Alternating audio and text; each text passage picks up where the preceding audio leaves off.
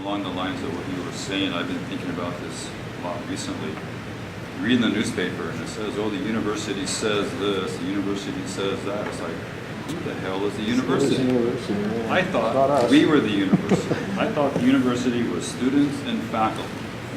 But now the media seems to think that it's some super high-paid administrator with all this power over good and evil. And I think that that's almost parallel to what's happened in the rest of American society. Is you've got a group of elite bankers, lawyers, stockbrokers, who are now calling the shots, and everyone else is just an employee. We're just employees. We're not the university. Yeah, and that's what I call the deprofessionalization of our That's right. of our profession. They don't care if you got a PhD or if you're a postdoc. Yeah, we don't have the autonomy we used to have. Yeah, We're and not that's the thing I long for the most is the autonomy I used to feel in my own classroom, and I'm beginning to feel. And I think that's the Titanic iceberg right there. And the other things you're talking about are kind of rearranging the deck chairs. Yeah, but the other thing is, I mean, we're educators. Shouldn't we be educating the media? When you want to find out what the university and the wants, legislators too. if you want to find out what the university wants, who do you go see? You don't see the people in Bachman Hall because they're not the university, they're administrators.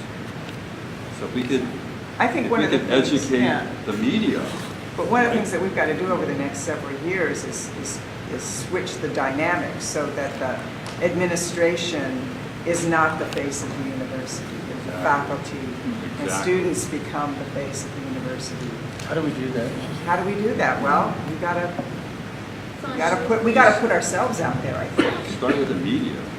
I think the media can help And then us. your local legislator. Yeah.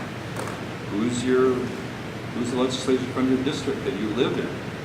Not just anybody from the university area, but from the district that you live in. Because what I've witnessed, and maybe this is my imagination, is that the administration, when they became more and more centralized and more powerful, what they did is they started telling individual campuses and individual faculty, you cannot go to the legislature and represent the university. Only we can do that.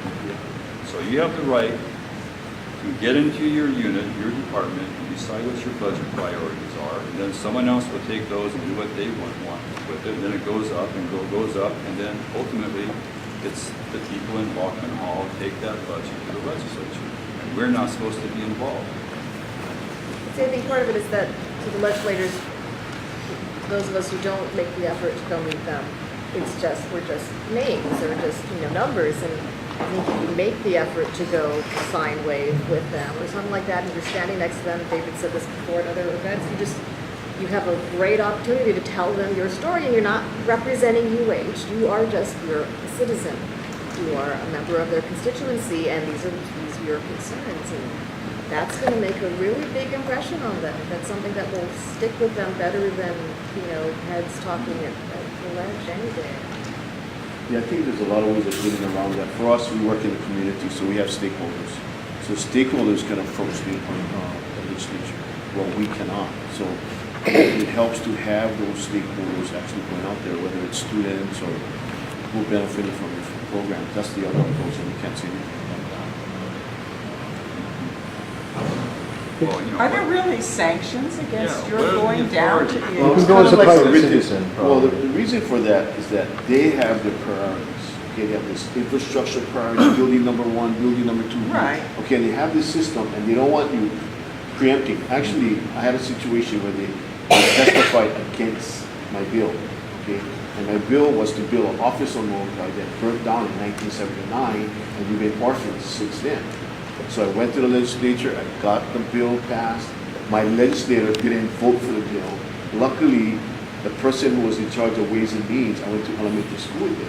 I said, Brian, He went to school with I need $1 million. It's a large class. He said, Glenn, I'll put it in the state budget. Got the money. And that's the only way. I mean, if I didn't go over there and do it, I would still be an orphan on Molokai. And I wouldn't have. And now I have a building next to the highest traffic area of the Hawaiian community. It's next to the post office. They all come to the post office, and they all come to our office. But the university actually testified against you.